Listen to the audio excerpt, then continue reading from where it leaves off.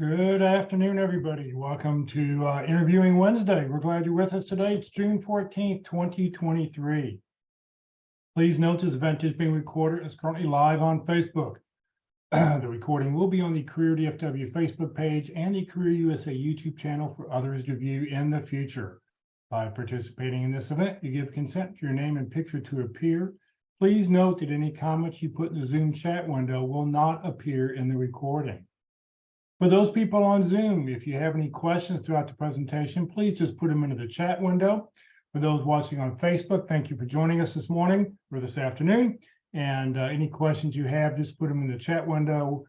We are monitoring that feed. We'll be sure to get those questions answered for you. Also, for those people on Zoom, if you'd like to connect with other people on the call today, please go ahead, enter your name, position you're looking for, put in your LinkedIn address, how we can contact you, put in a couple of target companies, let us know what you're looking for, expand your connections, connect with everybody else who's on the call today. It's a great way to do that. Be sure when you put in a personal note, hey, we were both on Interviewing Wednesday today. Please come join us.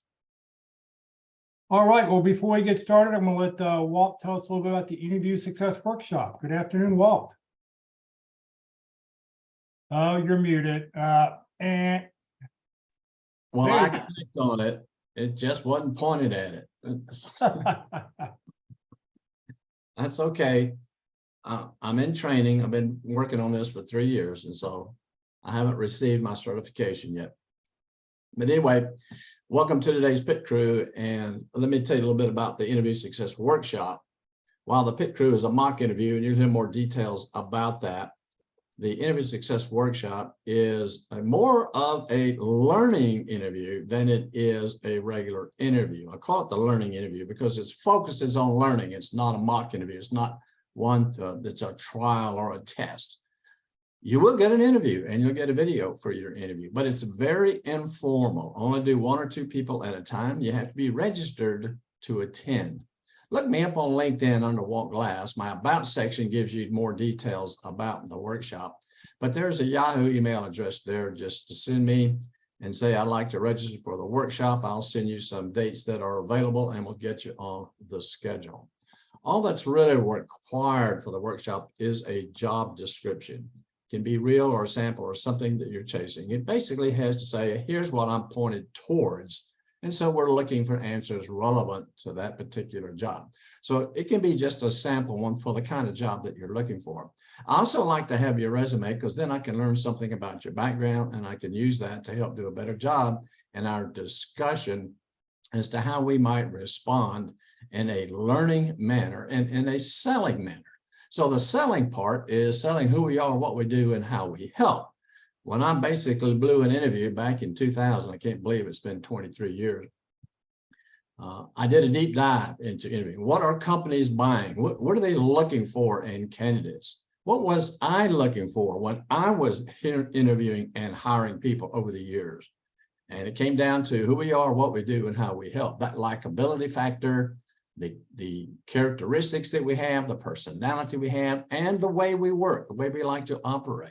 And the I do are their activities. It includes our hard skills and knowledge and how we use that in our activities in what we actually do. And then how do we combine the I am and the I do to provide value or how we can help them. Selling those 3 is crucial in an interview and is a strong differentiator in a very positive way from other candidates. So I would encourage you to participate. There is no cost. It's free. Although I'm thinking of raising prices 50% next month. So you might want to get on board quickly. Just send me that email. Be glad to have you come down. We don't have a hot seat here. What we have is learning without squirming. Walt, thank you very, very much. All right, Ron, tell us about the practice interview team. Well, hello, everybody. This is the Interview Wednesday. So what the pit crew does is, even though we use the term mock interview, it's a real interview. You've got 2 to 3 panelists, and we're asking you questions that you're going to see in a real interview. We have 2 main goals. Number 1, we want to increase your confidence going into an interview that you're ready.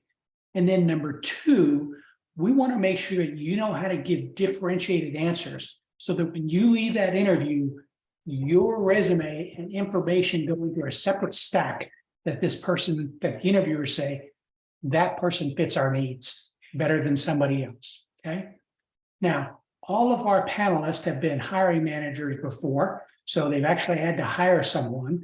They've had to create their own questions, so they're going to give you a real interview. And the panelists, we don't tell them exactly, you need to interview this way. They're all going to bring different skills to bear so that you're going to get a variety of inputs from that particular practice interview from there. We do need several things from you in order to schedule an interview. We need the resume that you're going to use for that specific job. We need a job description, and we need your availability. We can give you 3 kinds of different ways that we can interview you. Number 1, you can interview on this call on Interview Wednesdays on the 2nd and 4th Wednesday of every month, okay? So you can interview here. You can interview anytime during the week, Monday through Friday, from 8:30 to 5. You just send us what availability, and we match those up with the availability of the coaches. Or the 1st and the 3rd Wednesdays, we actually have a in-person meeting at the address that you see right there. So there's lots of value to doing that in person. There's also value to doing it via Zoom. We're always looking for panelists. So if you yourself have been a hiring manager and want to give back to others, this is a perfect place to do it. Or if you know someone that's been that and may have some time, we're always looking for those, okay? Let's see, what else do we have here today? I think we've covered it all. I have put a note over in the chat window how you can get to all of our pit crew interview resources. Those resources have things like a document which has a description of all 13 of these videos, as well as how to get to them. It's also got a PDF of this presentation we're going to watch today on Star Stories. Star Stories are one of the critical things that we see that people's answers kind of seem to be long. This is a great way to learn to tailor those answers more to what people are looking for. All right, this is the practice interview team. Thank you very much. Ron, thank you very, very much. All right, well, today, as Ron said, we're going to look at Star Stories, a deep dive. This is session 3 out of 13 of the 13-part workshop. Our speakers today are Mark McDonald and Walt Glass. They put together the 13-part workshop. So it's about a 45-minute presentation. And when we get done, any questions you've got, Ron, Walt, myself will all be here to answer any questions you have. So let me start the presentation up.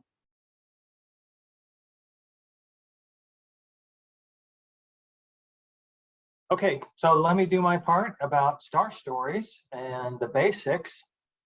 And so what does STAR stand for? Well, the S stands for situation. So a STAR story is a structured story, and we're going to focus on the structure because this structure is important. You may ask, do I actually have to use STAR stories? And I'll address that in a slide or two. But let's start with the S, the situation. Situation needs to be very brief. You're just setting the context for the interviewer. So you assume they've studied your resume, probably fair enough that they've looked at it and they're kind of familiar what you did most recently at least.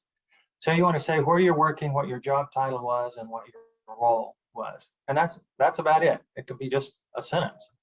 And so here's an example of one of my experiences while at DSC Communications. That was where I worked. I'd only been there 3 months. This is my title, Director of Systems Engineering, which sounds like a management role, but at that time I was working as an individual contributor. So there we go. That's the situation.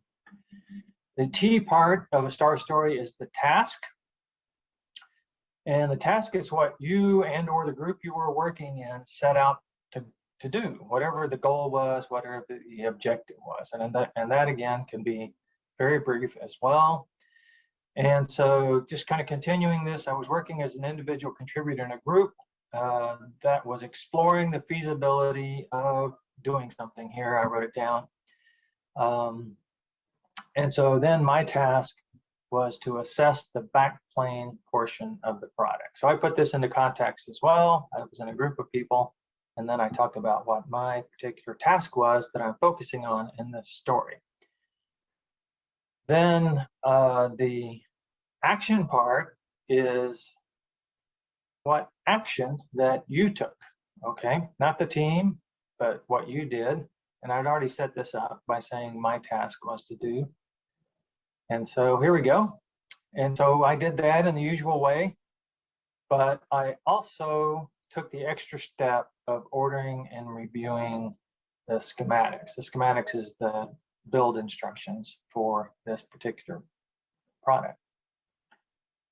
And then finally, the result, and this is the most important part, the successful outcome or learning that you celebrated at the time. And as you're telling the story, you and the interviewer can also celebrate.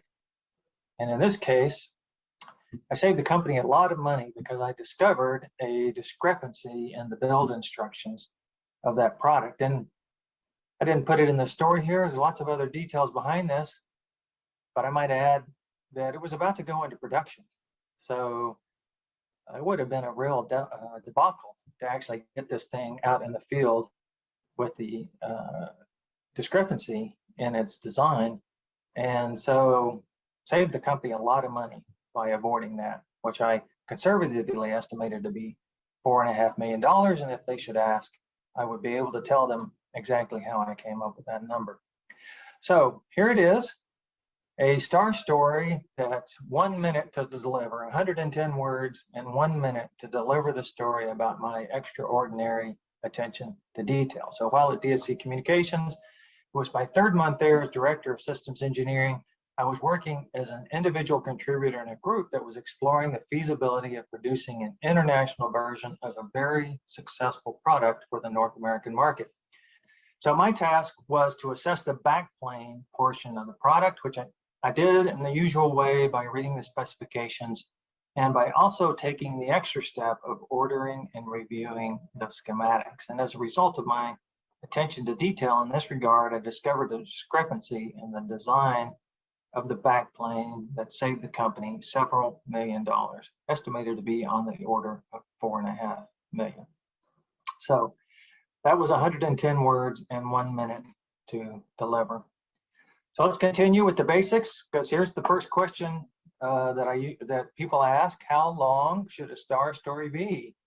And the answer is short, 60 to 90 seconds. So I just did that one in 60 seconds.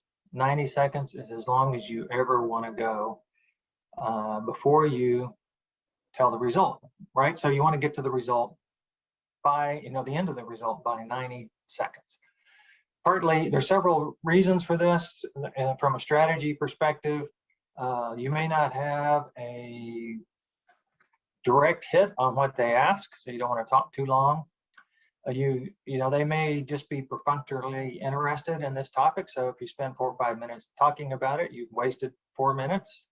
But shorter is better, and 90 seconds is the maximum. And just for your information, this 180 word max comes from Word. So if you type out your STAR story, 180 words using the Microsoft Word count feature. And if you don't know this, the average person talks at a rate of 110 words per minute, unless you live on the East Coast, which is probably about twice that. Okay, what about team accomplishments? Well, I addressed that in my STAR story. I said what the team needed to do, and then I said what I was going to do. But the story is about how you have helped. Okay, so not about what your team did, but what you did. So the action portion is about the action that you took. The rest of it, the situation, the task, and the result can be a team result. And because you may not be able to separate your contribution specifically from what the team did, but you want to talk about what you did as part of the team and the successful result. So you can use we and the team and the situation, task, and result, but when you talk about the action, you need to talk about yourself. How much detail should I include? Well, most people put too much detail into their star stories? So the answer to this question is a few important details. And what's an important detail? A detail that supports the purpose for the story.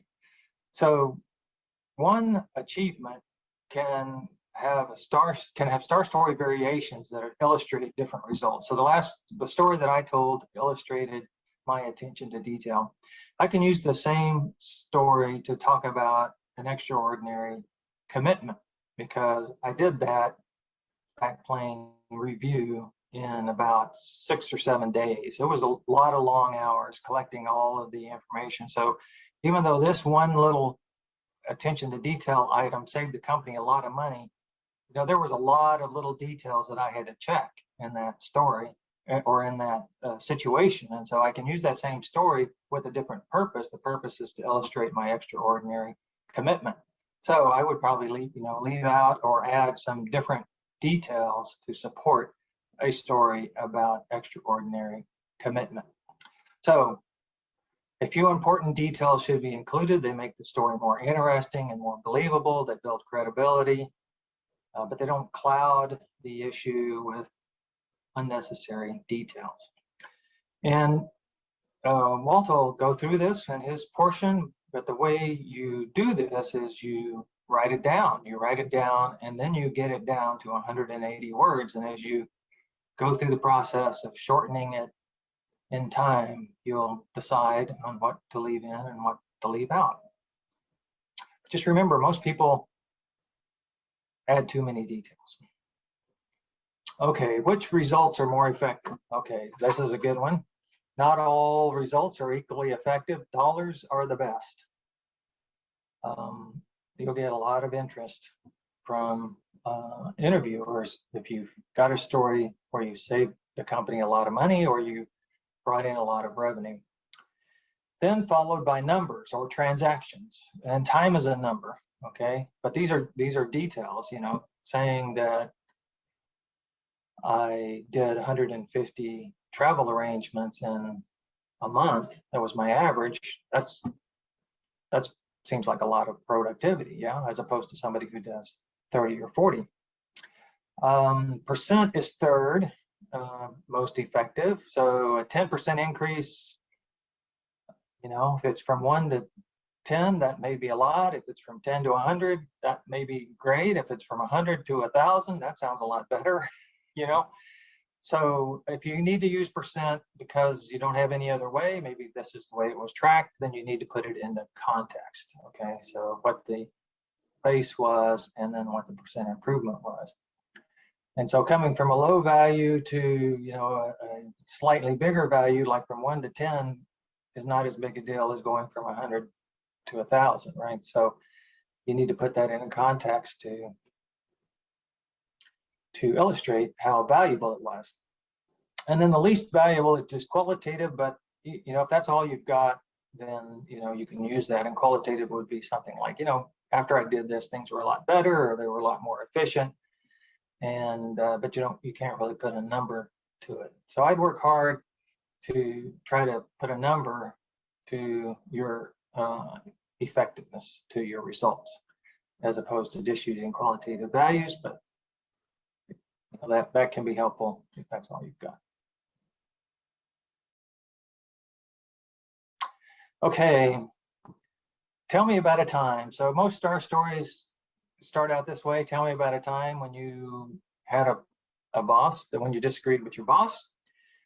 They may give me an example. So a star story is called for when you get to pick the topic, more or less, not necessarily topic, when you get to pick the situation, when you get to pick the time, go through all your history and tell me about a time when. Now, not all questions are star stories, so not all questions require a star story. So if you're just asked a direct question, then give a direct answer, a 20 or 40-second answer. So sometimes I see people try to tell a star story to answer every question, and that's just not called for. Certain questions benefit from a structured story. Other questions just should be answered as briefly as possible. sometimes there's doubt about the right story. So first of all, if you have some doubt about the question, then ask for clarification. Okay. But let's say they ask a question and you don't have a STAR story that's directly applicable. So you need to pick out a story that's close, something that's close to what they ask about. And it's only going to be 90 seconds long maximum, and there's going to be a good ending. But then you should say, did I answer your question? Okay, so if you've completely missed, you've only used up at most 90 seconds, and then you've asked the interviewer, and they may rephrase the question, or they may say, that's close enough, and go on. So that's the way there's work. If you have some doubt that you've hit on the right story, first clarify the question, make sure you understand it, and then still try to answer it. I think it's not so great to say, no, I don't have any experience with that, or no, I can't think of any experience. You might say something like, well, here's something that I believe you'll be interested in, and then tell them the story. And then, did that answer your question? Okay. If your story is complicated, so the way to handle complicated answers, and there's a couple of strategies here. And so I was an engineer by training, and so I fell into this trap myself, right? I wanted to explain in lots of detail the situation because you really couldn't understand how fantastic my answer was or my solution was unless you could appreciate how complicated the situation was. But that's really not what people want to hear. I mean, they don't want to hear a comprehensive, all the details, all the extraneous information. It's not really a story in the sense that you're trying to develop characters and cover the ground, all the ground. It's a structured answer. It's not, and it's called a STAR story. Maybe it's a little bit of a misnomer. It is a story in the sense that it has a certain structure. Okay. So for complicated answers, you do not have to provide everything. Okay. You need to prioritize, and then you need to enumerate. For example, somebody may ask you, well, how are you so successful in that project? Tell me about a time you had a successful outcome with some specifics about it. Okay, so you say, okay, well, there were 5 things that I did that made this successful. You don't have to list all 5. You can just say, I'll just talk about the first 2. And so you say, these are the top 2 things that I did, and then you give the result. Now, if they're really interested, if that's something that has piqued their interest, they'll ask you, well, what were the other 3? Okay, and so then you get another 90 seconds or so to fill in the answer. But if they're not, you didn't tell them 5 things when 2 was plenty. Okay, and you can go on to the next important question that they want to ask you. So that's how to handle that. Do I have to use the STAR format? Some interviewers require, and they'll usually tell you in advance that they want you to use the STAR format to answer the questions. Google does this, Amazon, I believe, does this, Capital One, I believe, does this. So they'll tell you that, and they'll probably give you a document before you interview that reviews what a STAR story is, because they really like that format. And it helps their interviewers and gives you a chance to tell your stories in a structured way. So, but there are other formats that can be effective. And so I've mentioned a couple here. The SAR format, which is very similar, where you talk about your situation, your objective, instead of the task, what the objective was, what the action and the result was. The CAR format, where you talk about your challenge. You had this challenge, you or your team that you work for had this challenge, and the action that you took and the result. This is also good, by the way, if you guys want to do some research on CAR format. It's also a good resume format to talk about challenge, action, and result in your resume. But that was another effective format. And you can do a variation on the STAR stories where you tell the result first. And I often give feedback to people in the pit crew who struggle with over elaborating, with wanting to include more details that are necessary, and just having trouble prioritizing what they should say and what they should not say, is to just tell the result first. Okay, and once you've told the result, you feel less inclined to provide a lot of extraneous details. You've already led with the result. Now you get to repeat it at the end of the story as well. And a very important part is the action that you took. But leading with the result in a star story, or in using the raw format, where you lead with the results and then you talk about the action you took, and then you talk about the motivation, why you chose that approach or why it was necessary to go that direction. Those are effective ways as well to answer structured questions. But we focus on star stories here because a lot of companies expect you to be able to answer questions in that format. And so that's the one I think you should start with. And then as you gain familiarity with that, you can branch out into other styles of structured answers. And some star stories should end with a question. Now, not all star stories, but for instance, if they ask you, tell me about a time where you had a challenge with a customer, that just begs the question when you get through telling your star story. So when you have a customer who's unhappy, what are they usually unhappy about? Okay, be a great time to ask a question. And so I encourage you, as you prepare for an interview and you're building your star story, just for that interview, that you also think about, well, if they ask me this and I tell this story, what question might I ask afterwards to gain additional information about what they need and how I can help, and to have more of a dialogue or a conversation with your interviewer than simply an interrogation. Okay, a few challenges, and then I think I'm done. Too long. So I've mentioned this already. A lot of people just can't get it done in 90 seconds, and I would say 90 seconds is the maximum.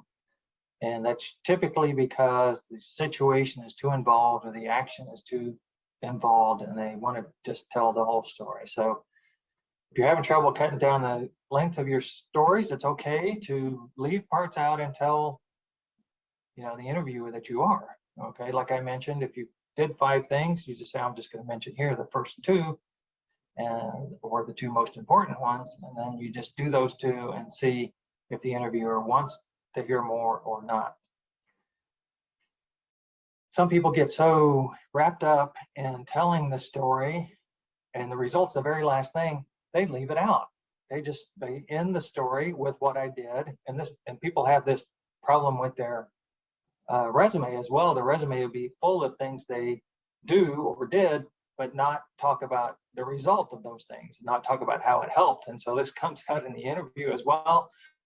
They'll tell the story, the situation, the task, and the action, and they forget to tell the result. So no value or success is offered and no celebration is involved. So you want to get to that result and celebrate it, put on a big smile, lean forward, be proud of yourself.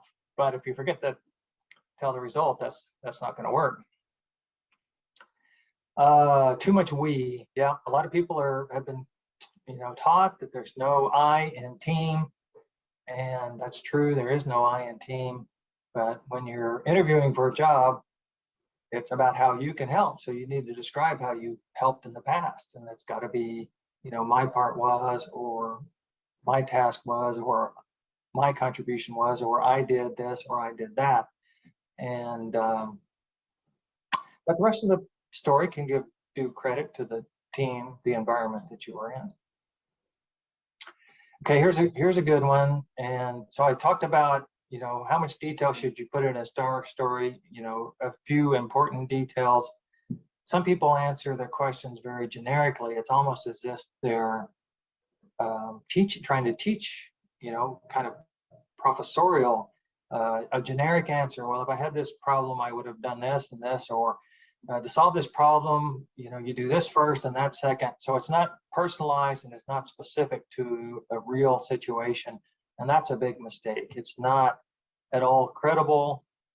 And it may really damage your chances because the interviewer may conclude that you've never done it. you've read about it, and you may have seen somebody do it, but you've never done it yourself because you can't tell a story of the specifics of that event. So don't watch out for this being too general or generic in your answers. Okay, well, that's my part of it. We've got a moment maybe for if there's been any questions. I forgot to mention, if you have questions, put them in the chat. Doesn't look like we have any. So Walt, why don't you take over?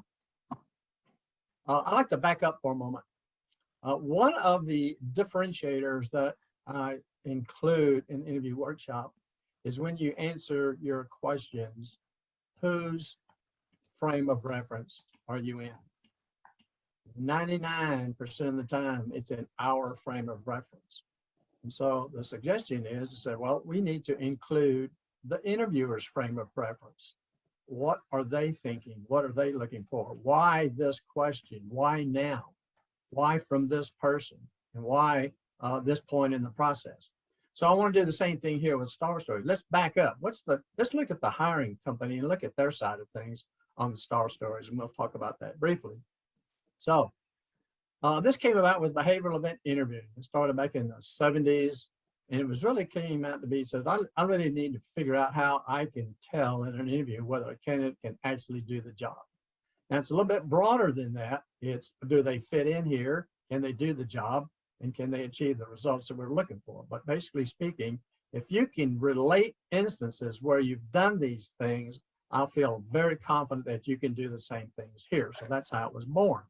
So the premise is that the most accurate predictor of the future performance is in past performance in similar situations.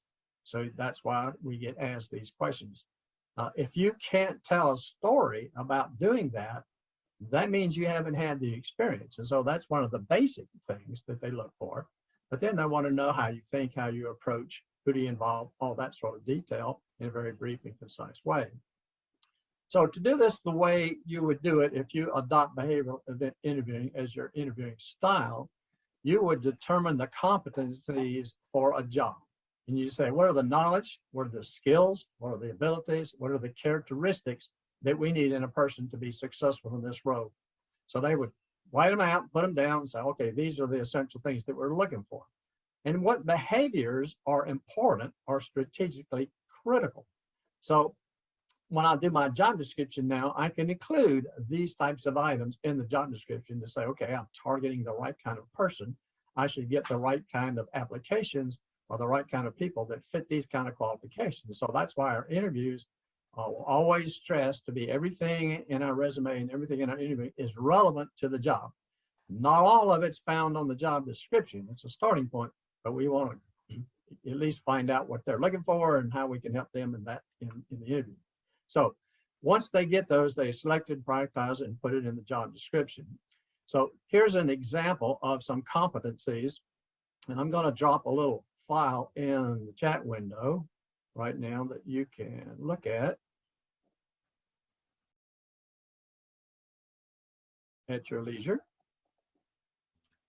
And they list these particular competencies, and then they have questions that an interviewer would ask to determine if you have that competency. So if they want action-oriented, here's the type of question. So you could go through this list and say, how would I describe myself? Which one of these are the top 3 or 4 that would describe me? No, I'm a strategic business focus. I really act like an owner. I have a passion for this, whatever it might be. Critical thinking is kind of a pet peeve with me because most people don't know what it is when they ask for it, and people that answer it don't know what it is either. So you might want to look that up.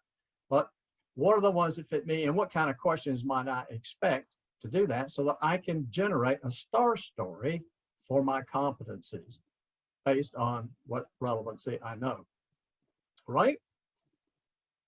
So why do they have it? Well, it allows them to do this. I have a fair, equitable, objective, reliable tool. So, all right, I can set clear criteria on what I'm looking for, and I will be basing my assessment on everybody, asking them all the same questions. So I'm comparing apples to apples. And I can also set reliable expectations regarding future performance. Now, I was doing an interview yesterday and the job description was 5 pages long. There were at least 27 competencies mentioned in the job description. It was an executive level job, and it was like, gee, I went back to the last list that I just showed you and I had to add 3 or 4. They had even more. So there was a lot on there. So you have to kind of prioritize and look at what it has. And if your job description doesn't have those, find some similar job descriptions that include those. You can use JobScan if you know about that to kind of compare, but look and see what kind of words they're using and what shows up the most often. But this is how the company does it. So, okay, now if I want to go back and somebody comes back and says, were you not fair in the interview? He said, yes, I was. I asked all the same questions. I evaluated the same process. I can go through all that sort of thing with the company. So they demonstrate by our response that we've actually had that experience, and it shows how we think and gives us a nice, easy, for a hiring company, gives us a nice way to compare candidates. So why are they so significant? Why are we pushing star stories? You hear about them everywhere. If anybody's on this session today and hasn't heard about a star story, then you are very early in your job search. It only takes a couple of weeks to hear about star stories. It doesn't take long once to know about that. So why are they so important? Well, one of the things is that listening and attention increases when the person hearing our story. Dale Carnegie used to say some of the most powerful words are, I remember one time when, okay, I'm beginning to tell a story. People like stories. Presenters who do well have examples and tell stories of things to illustrate what they're talking about. So those kind of things increase attention. Everybody likes to hear them. They also actually empathize with us. And I think there's another word for it, but they put themselves in the story, identify with us in the story and lives it. And I liken it to Tom Cruise in one of his Mission Impossible movies. He's hanging outside the window of this hotel in Dubai that's 400 miles high or something like that. And I'm laying back in my lazy boy watching the movie, and I'm scared to death. I mean, heights are mine. I don't get along with heights. And just looking at them makes me a little nervous. But I empathize with that situation. Same thing happens with a star story, and they live it with us. So that creates empathy. Then we're both inside the same experience. And creating empathy is great in an interview because that leads to an emotional connection. So we talk about building rapport. Well, this is what does it. Telling the story helps with that emotional connection. Do many of you remember Maya Angelou? And what did she say? She said, people might not remember what you say, but they'll always remember how you made them feel. So in our story, when we get them a feeling and an emotion attached with that, that is a much stronger person in an interview than one who does not.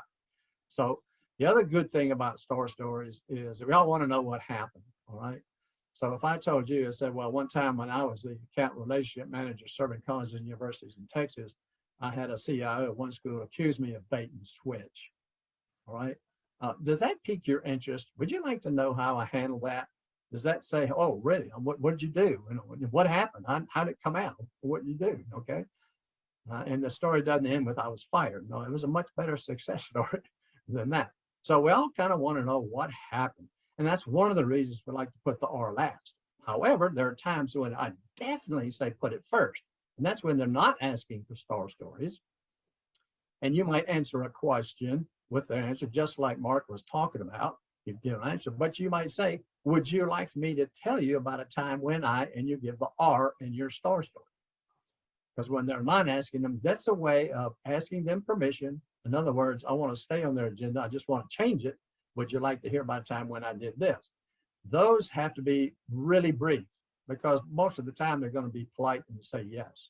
So we don't want to take a long time telling those stories. So 60 seconds is okay. Now, the positive thing is that interviewers remember our stories. They won't remember all the things about us. In fact, in my interviewing life and talking to hiring managers, I used to have leadership sessions and teaching them on behavioral event interviewing and just hiring in general, because our hiring managers didn't know how to do it. There's a few out there that are like that today, by the way. So I would talking with them and say, what is it that you remember about an interview? So I happen to see Leslie. She's kind of at the top of the screen, so I'm talking to you, Leslie. So one of the things that happens is they say, well, I remember Leslie. I'll say, yeah, well, what was it about Leslie that stood out? And there's this pause, and it was just a good interview. All right. Meaning there was a connection made. All right. There was a positive thing. I remember Leslie. There's something positive about it. I might not even be able to list all the pieces of it. I probably could. But, you know, we go into this thing, everybody takes notes, and they get down and we sit there together and we say, okay, candidate A said, candidate B, we go through all this analytical process of that. But included in that is when you vote, you're going to vote for the person that you want to work with, right? That can do the job and they can help you. You're not going to vote for the person that you don't want to work with, right? And so that's the characteristics and that's the cultural fit. But they remember that and connect it to us. So what if a question is not asked? Well, that's what I do. You give a response and say, would you like me to tell you about a time? There also might be times when there's kind of a pause and there was something that was discussed earlier. And so while there's this pause going on, you might say, we were talking about this, or you were looking at this particular aspect. Would you like for me to tell you about a time when a relevant achievement to the topic of discussion inside the interview?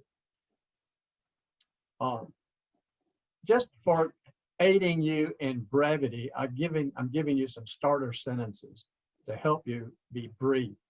So the interviewer is going through the situation, task, action, result, and if they were to ask 4 questions, that's what they'd be. Tell me about a time where you faced the multiple competing deadlines, what'd you do, and how did it turn out? So when I was job title at company, optional context, like Mark was saying, the challenge or the reason was, or whatever. And so earlier I said my situation and task, and when I was the account relationship manager serving College University in Texas, I had a CIO accuse me of bait and switch. I gave you the situation and task in 1 sentence. So the briefer, the better. You can use 2 sentences, okay? But see if you can't wrap it down to a maximum of 1 sentence for each one of those. It doesn't need to be long and involved. What did you do? So what I did was, and so here's my brief action steps at the high level, 4 or 5. I don't go into details on all of those. I'll talk a little bit about it. I might say, for example, so I formed a team from operations, marketing, sales, and HR, right? And did this with the team, all right? Now, one of the questions that I would ask as a follow-up, if somebody told me that, I said, tell me, how are you able to compete with the team's time doing their regular jobs and the time that they had to spend on this particular project? Because that was always my biggest challenge with forming teams, was getting time. I mean, sometimes I had to go to a manager and say, the company's asking for this, the company's supporting this, are you supporting this? Okay, well then how can we make it available so that we have one of your team members commit to the time available and not kill them in the process? Always thinking out for the employee, how we can do that to get commitment to pay attention to that. And then the results, and Mark's already talking about dollars, numbers, percentage, and value. Turning a customer around is value. I often see people not giving sufficient results, if they give them at all. I mean, it's really amazing.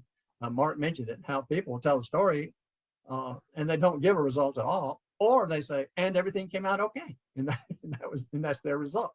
So measurable outcome, but you can take things and compute dollars. So if you did a project, the High Five construction project in northeast Dallas, huge road construction project, 2 interstates basically, or US and interstate together, was finished about 4 months early. Why? Well, there was a huge incentive per month, finished early, okay? But they did finish it early. And so finishing it early, on the basis of finishing a project early, that saves money. How many people are on the team? Average salary runs this, add 25% for benefits, blah, blah, blah, blah. And so bang, we save that. In fact, that's an opportunity cost you save that allowed them to be productive doing other projects as well as this particular project. So I asked, okay, so you completed that implementation. Well, yeah, but that wasn't another thing that happened. I said, well, what did the customers say about it? Oh, they loved it. They were really excited about it. Okay, why don't you tell that? Did that customer become referenceable for others? Oh, yes, they did. How many? 3. How much revenue they bring in? I mean, I can pull it out of people by trying to ask the story, but that's the kind of thoughts we want to have on the outcomes. There's more usually than just one simple outcome of a story. So how do we do it? So we got to select an achievement that's relative to the job you're seeking. Therefore, that implies we have an achievements list. We have this thing, and it's great to have in our resume, but here's that. So we start with R's in our star story. We start with that, and we write the story. I'm just going to write it down. I'm just going to spell it. I don't care what I'm saying. I'm just going to write it all down. I'm not caring about brevity, whatever. I'm just going to try to tell the whole story as best I can, all right? And be sure you include your results. They often omit those, all right? Then review this writing and remove any redundancy or unnecessary language. It really doesn't add any value to the story. So be the listener and look at the words and say, do these words really change anything? Are they really adding any value to it? What can I do to eliminate that? Make sure that your action steps are in some sort of chronological order, the process of how you went about doing things. So version 3 goes another round of reducing the non-relevant content. Work to structure sentences in fewer words that still provide essential information. And that's kind of fun to do. Here's this long sentence and say, okay, I've got 17 words here. How can I say that in 8 words? All right. And you can do it. It doesn't take much work to do it. Then you test that story with others. So practice that story. Be prepared to provide additional details, because if they want to know something more about it, then you can give those details. And so you want to keep it to that time limit of brevity. So practice that. In fact, if you've got Zoom, which most of you have, or in fact, your PC or your phone can record yourself. You can tell your story into the PC, record it, play it back. You can do it on your phone, play it back, and practice your story. It's important. I know this about me. I'll say, okay, when I get this presentation, I'm going to say this, and I'm going to say this, and I'm going to add this. And I get up there and I don't do that. And the reason why is because I didn't practice it. So practice helps you with that brevity and clarity. So here's an example. So I wrote out this story, and it was 782 words when I finished writing it out. And it had to do with the one about the bait and switch that I was talking about. So I wrote it out, and it was 782 words. So that takes a long time to say, right? That's somewhere around the 9-minute mark. So I went through and I said, oh, I don't need this. I don't need this. Let me just scratch all of that out. All right. So I eliminated all the non-value added words to it, and I reduced it down to actually reduced it by 42%.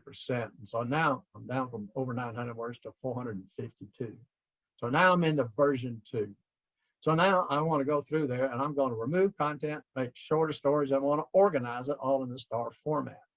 And so my word count ended up 212, which is about a quarter in 94 seconds. So while Mark says 180 words and 90 seconds, no, I think it's 212 words and 94 seconds. So what I can do, I guess, is I'll talk a little faster, all right? I could say 4 seconds, I think.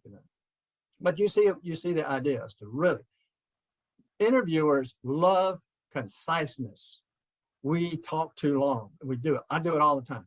So we talk too long. We love conciseness. So practice that part. So take your job description, look at all the items down on the left and say, what's my experience with that? What's the value add that I've done with that? And how can I put that result in a star story? So I would have a library of star stories. So I'll take that with the job description and see what I can build. Now, you don't have to have, if it's got 74 different lines in your job description, you don't have to have 74 different stories. One story might take care of 5 or 6 of those lines, okay? So, but you would need a library. Now let's take Amazon, because Mark mentioned Amazon, and they use the behavioral interviewing. And Texas Health Resources also uses it. So my Texas Health Resources story, I was talking with a charge nurse. We were visiting friends, and so she was just had that role. And so I told her I was about interviewing and by interviewing, so I understand Texas Health Resources use that. And she said, yes, we do. And so I also noticed that when you send out and tell people before the interview, you send out a piece of paper that says, we're going to ask you star stories, and here's how you're supposed to answer it. I said, why do you do that? I said, we are constantly frustrated with people not being able to answer star story questions. They don't know how to do it. So they're trying to teach you how to do it. Amazon is pretty interesting because sometimes they don't give you the star story. They will walk you through it. All right. So we're going to talk about a challenge you have with this. So let me tell you, what was your role and what were you doing? Okay. What was the specific task that you had to accomplish? Okay. And what did you do about it? And then what happened? So they'll walk you through asking each one of those questions to walk through the story so that they can get the answer in the star story format to people who are not used to telling star stories. So I wanted to give you an example. And so here's Walt's first star story. When I was in the 7th grade, walking a mile to school caused a decision I made. I went to my dad and asked for a bike. He said, go get one. Not the answer I liked. Visiting 2 barbershops, I asked if they cared to add shoe shine services to their cutting of hair. One said yes, and my joy started to show. The other said no, but what you know, they needed daily strip center sweeping and more money. I would be gleaning. So each morning I carried one tool, a push broom for sweeping prior to school, shining shoes on Saturday and each weekday afternoon. The dream for my bike was coming true soon. In 2 weeks to the shop, I made my way with $20 down and $11.75 pays. I bought a blue twin bicycle and began my riding days. And I realized that work wasn't so bad. It was a few months later, I thanked my dad. So now you've heard in its faded glory Walt's earliest and shortest success star story. So I'm going to add something to that. I'd like you to put in the chat window, what does that story illustrate about me? What does it tell you? What kind of characteristics do you think that story would tell you about that particular story? How would you describe me just knowing that much about me? So put some comments in the chat window. Self-starter, Walt values work. Is it a poem? Well, it's corny, but yeah, it's a poem. Self-initiative, teachable. Okay.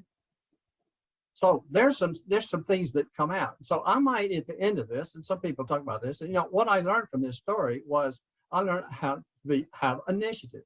I learned responsibility. I learned accountability. I learned about revenue and expenses. I learned how to manage money in the financial world. So I was goal focused. All right. So yeah, and I showed some gratitude in that. I gave some credits to my dad, who actually was the one who instigated that process. And he actually went out and built me a shoe shine box that I could sit on. It had a little footstool for the, you know, I'm talking about when shoe shines were 15 cents a piece. All right. It's been a long time ago. Yeah, I would get a quarter if I got a 10-cent tip. So it shows those things. Now, I might want to bring them out and say, and what I learned from this story was, and I can bring out some of the soft skills that I used, or I might even illustrate it in there. So taking the initiative, I went to 2 barbershops. And I can kind of use those soft skills in my story so that I'm not just selling what I did in the results, but I'm selling who I am in the star story. So that's a great way to include. That's a strong differentiator in your star stories, to add those particular things or to include them during the story itself. So should you practice today? Here's the decision tree. So where can you practice? Well, there's the Dallas Pit Crew, and I had a slide, but I didn't put it in here, didn't update it with the Interview Success Workshop, which is what I offer. I support the Pit Crew wholeheartedly. Mark does a great job with that. Mock interviews are great. Come learn the basics, the fundamentals, how to differentiate yourself, how to approach questions. Then you can practice that. In fact, I offer also a one-way interview. If you want to practice those basic questions again, you can do it with a video interview as well. It's a one-way deal. We don't go over it, and I don't, go through it with you, but it's a way for you to practice your video interviewing on those basics. Then you can come back, even with my session, and I'll upgrade from the basics to the reality of your job description and resume, just like preparing for the Pit Crew. But it's still informal. It's still not a mock interview. We're still learning. Okay, the emphasis on reducing stress and anxiety and practicing. Then I would hardly recommend you go to the Pit Crew. So Jared came to the workshop about 4 or 5 times, went to the Dallas Pit Crew 5 or 6 times, and said, gee, when he had the real interview, it was really easy. And we all wonder why. All right. Oh, okay, that's Mark and Walt's presentation. If you got any questions, you're welcome to unmute your mic, ask away. Ron's with us, Walt's with us. We can offer whatever feedback you'd like to have. So any questions out there?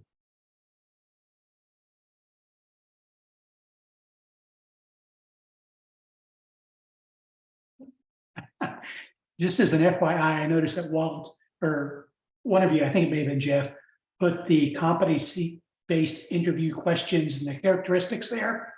The last time I was out of work, I actually took something like this and sent it to 50 of my friends as a branding exercise and said, name the top 3 things that come to mind for Ron Layton.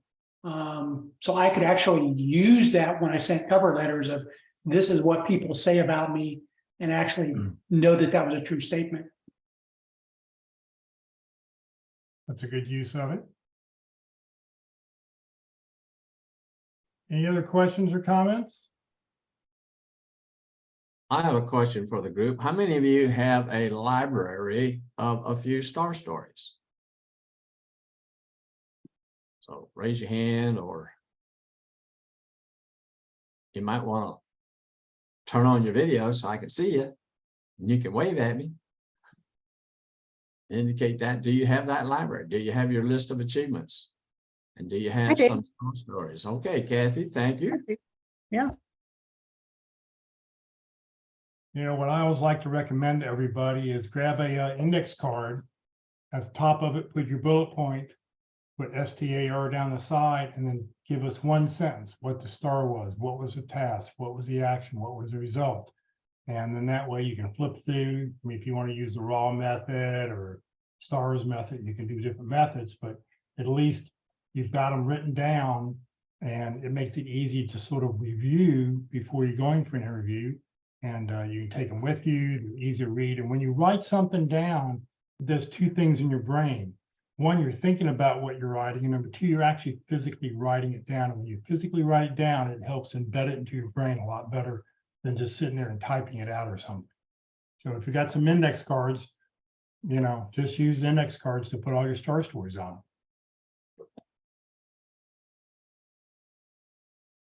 Any other comments, questions? Can anyone give an example of in an interview when they told a star story?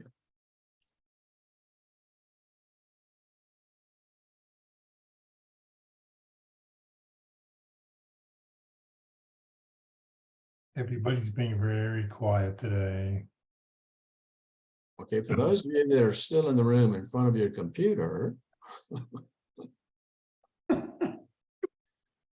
Come on, I know that you've I done know you're interviews. there. I remember Harry Belafonte singing a song, and he was calling out different categories of people to sing the phrases along with him, and he got to women over 40, and there was silence. Because I know you're out there. You know, I think everybody, when you go into an interview, everybody has to answer a question, and they probably do it by a star story. They may not think about it. But you know, the one thing to always be careful of, always tell the result, always tell, you know, what the key to the whole story is. You're telling the story so you can tell somebody what was the success. Well, just a short review of writing out your star stories and getting them down to the fewest words. For me personally, the fewest words will still be longer when I get into the story. I try to do it and practice in 60 seconds because it's still going to take me 90. But once you've got those written down, you practice them. You read them and you say them. You record yourself doing them. You ask other people maybe to ask you, but you record it and you tell the story over and over and over and over. And every day you do this 10, 15 days, you're going to forget stories. You're going to forget what to tell about them. Keep them very fresh in your mind. Get them very comfortable so that you can think of them very quickly when they come up with a question, because you've told these stories over and over again. So I would suggest strongly that you practice those. And then when you walk in, you are comfortable and more relaxed and confident that you will have stories that you could easily think of and tell and relate to show them how it's very relevant to that position and how you can do the same thing there. All right. Well, Walt, Ron, thank you very much for your time today. We'll move on here as everybody's being very quiet online. Career DFW, Career USA, we're putting on training 4 days a week. We've got a couple really interesting programs coming up the next 2 days. Tomorrow, being the third Thursday of the month, we're going to talk about effective resumes. Rick Gillis will be with us to talk about the accomplishments, what wow, and the accomplishment-based resume. We had Ron at the North Dallas Plano Career Focus Group a couple months ago, and it's a very interesting presentation of what he wants to talk about. I thought, well, let's just play it back for resumes. If you have an opportunity tomorrow, mark down 1 o'clock, be with us tomorrow. He's got some real basics as far as what you need to have on your resume, how you need to present it. And I know definitely it's changed my mind as far as how I, list a bullet point and what do I put in my bullet points and stuff like that. So come join us tomorrow at 1 o'clock. This Friday at the North Dallas Plano Career Focus Group, our topic is going to be labor law issues with Alicia Voltmer. She's a board certified in labor employment law by the Texas Board of Legal Specialization. Elisa works for companies. So if you try to sue a company, you're trying to counter sue or whatever, she represents companies, not us, not employees, but she's willing to come talk to us, tell us what the latest issues are that are out there. I know we've had a couple people ask questions. I've sent those to her already. So come join us this Friday morning. It'll be a very interesting presentation. Next Tuesday for our LinkedIn Tuesday presentation, Terry Sullivan will be with us to talk about how to create a LinkedIn brand that tells your key contacts who you are, what you do, and how you can help. The event will not be recorded. Also, I really didn't say this Friday's presentation will not be recorded either. So if you want to watch this labor law issue thing, will need to watch it live this Friday morning. Next Wednesday for the practice interview team, come join us in person. We have an interview scheduled. You'll be able to watch an actual practice interview happening. It's from 1 to 3 o'clock, 3101 Coit Road at Christ United Methodist Church. We're at the corner of Parker and Coit. There will be no online session. We will be online again on June 28th. This session has been recorded. It will be on the Career DFW Facebook page and the Career USA YouTube channel. On the Career USA YouTube channel, click on playlist and then pick the list you want, in this case, interviewing, and down where you see that green arrow, select view full playlist, and up will come a list of all the different dates and topics. One of the things you'll find there is all 13 lessons that Mark and Walt put together. The first 5 lessons all talk about what do you do before the interview. Today we talked about STAR stories, lesson number 3. The next 5 lessons talk about what you do during the interview, how you handle things during the interview. And then the last 3 are just a few advanced topics that are there. So you can find all those on the Career USA YouTube channel. Just scroll down to look for the lesson you're looking for, because there'll be some other things that'll be rolling down in between there. So just look for when it says the session number that you're looking for. If you're not receiving emails about our workshops, please join the Career USA mailing list. Just send an email to Career USA, the + subscribe at groups.io, or you can scan this QR code. It will start an email.